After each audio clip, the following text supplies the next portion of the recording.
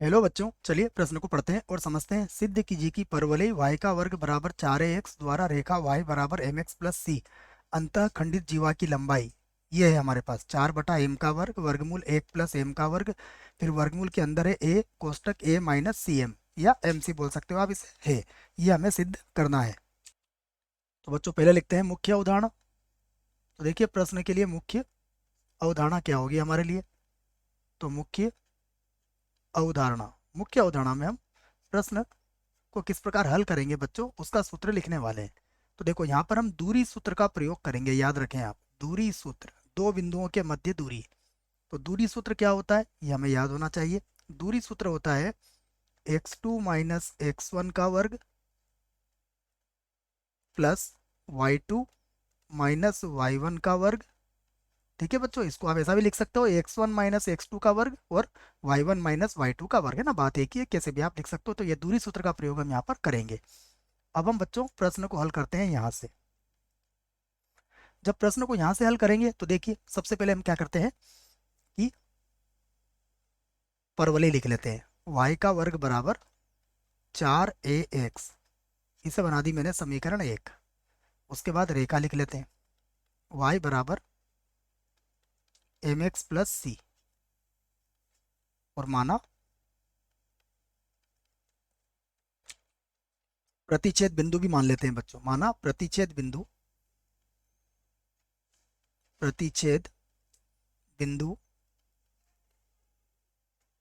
तो प्रतिच्छेद बिंदु क्या मान लेंगे, देखो इसके प्रतिच्छेद बिंदु मान लेता हूं मैं x1 कॉमा y1 तथा x2 कॉमा y2 है।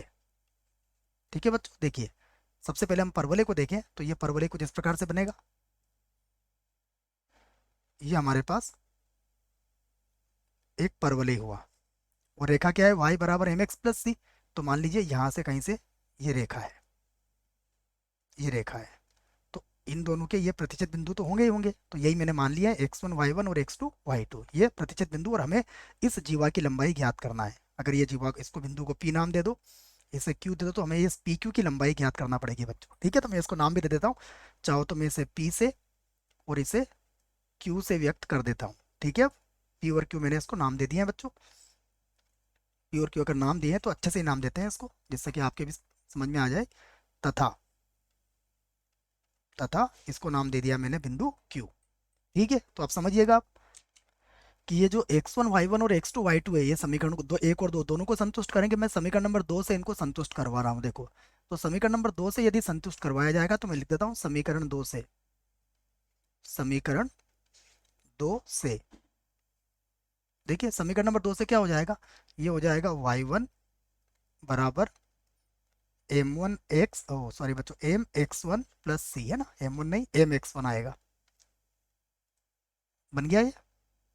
उसके बाद देखिए तथा यदि मैं इसमें x2 y2 से संतुष्ट करवाऊं तो क्या बनेगा ये बनेगा y2 बराबर, ये बच्चों गलत मिटा दिया शायद, इसको फिर से मिटाते हैं। ठीक है, x2 y2 से जब मैं इसको संतुष्ट करवाऊंगा तो क्या मिलेगा मुझे, m x2 और प्लस कितना हो जाएगा c। तो क्या यहाँ से आप y2 माइनस y1 प्राप्त कर सकते हो। देखो यदि मैं y2 माइनस y1 प्राप्त करूं तो क्या मिलेगा मुझे, m, और ये हो जाएगा x2 माइनस x1। ठीक है, इसे बना देते हैं हम समीकरण नंबर 3।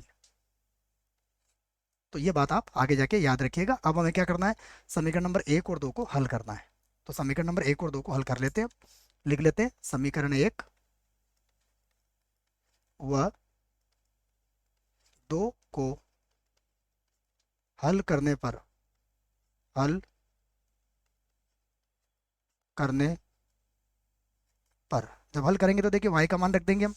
तो ये आ जाएगा हमारे पास एम एक्स प्लस सी का वर्ग बराबर कितना हो जाएगा, 4a x हो जाएगा बच्चों। तो इसको सूत्र से खोल देते हैं, m का वर्ग x का वर्ग प्लस हो जाएगा 2c m x प्लस सी का वर्ग माइनस का 4ax बराबर हो जाएगा 0।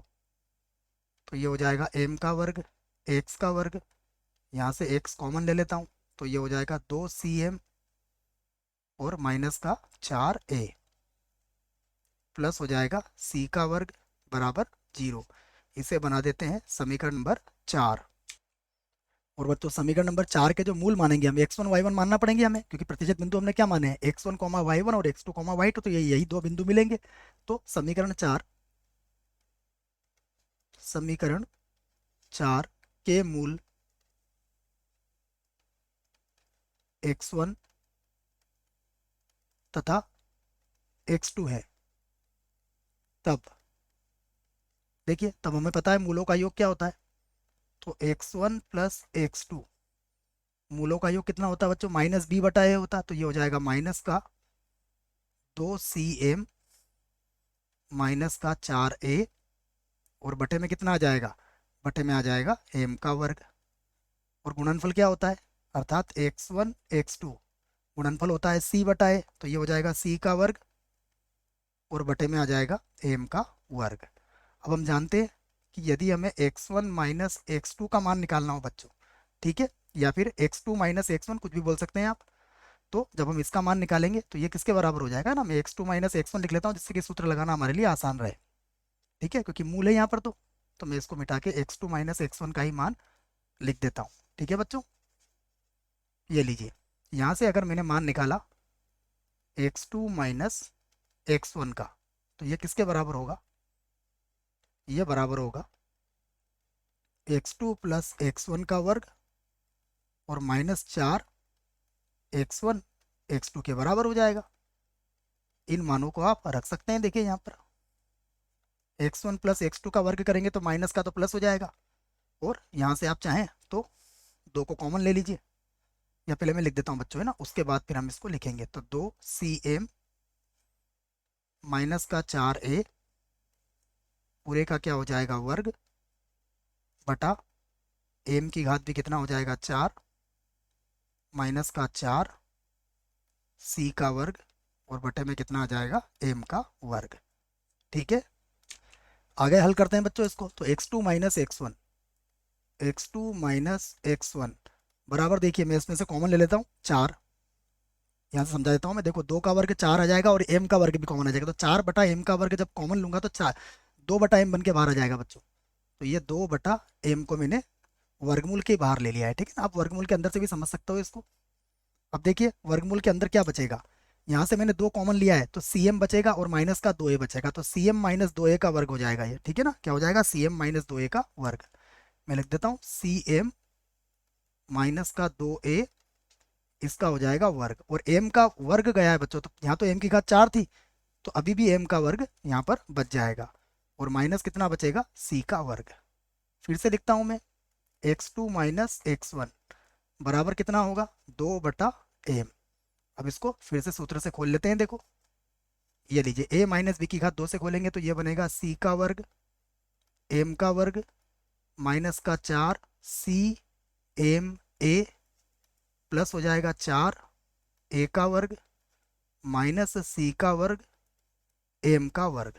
ठीक है, और बटे में कितना आ जाएगा, देखिए बटे में आ जाएगा हमारे पास m का वर्ग। अब यहाँ से कुछ कट रहा है तो उसे भी काट दीजिए आप। उसके बाद देखिए यहाँ से भी 4 कॉमन आ जाएगा बच्चों, तो और m का वर्ग भी कॉमन आ जाएगा, तो क्या बन के बाहर आ जाएगा ये हो जाएगा 2 बटा m, और फिर से क्या आ जाएगा 2 बटा m। अब वर्गमूल के अंदर क्या बचेगा, यहाँ से देखो 4 तो चला गया, तो यहाँ बनेगा a का वर्ग माइनस का c m और a बच जाएगा। तो इसको हल करने पर आप लिख सकते हो 4 बटा m का वर्ग, और कोष्टक के अंदर चाहो तो यहाँ से a कॉमन ले लो, तो यहाँ पर क्या मिलेगा आपको a माइनस सी एम। ये किसका मान आया बच्चों, ये मान आ गया आपका x2 माइनस x1 का। ठीक है, अब आपको अंतःखंड की लंबाई ज्ञात करनी है, जैसा कि प्रश्न ने हमसे कहा है। ठीक है, यही कहा ना प्रश्न ने आपसे कि अंतःखंडित जीवा की लंबाई। ठीक है, तो यहाँ लिख लेता हूं मैं जीवा की लंबाई। अतः जीवा की लंबाई, तो जीवा की लंबाई किसके बराबर होगी, जीवा की लंबाई दूरी सूत्र यहाँ पर लगा देंगे हम, तो दूरी सूत्र क्या है, इसको लिख लेता हूं मैं, y2 माइनस y1 का वर्ग प्लस, है ना बच्चों, किसी को भी लिख लो, प्लस का चिन्ह है, x2 माइनस x1 का वर्ग। ठीक है, ये होगी लंबाई।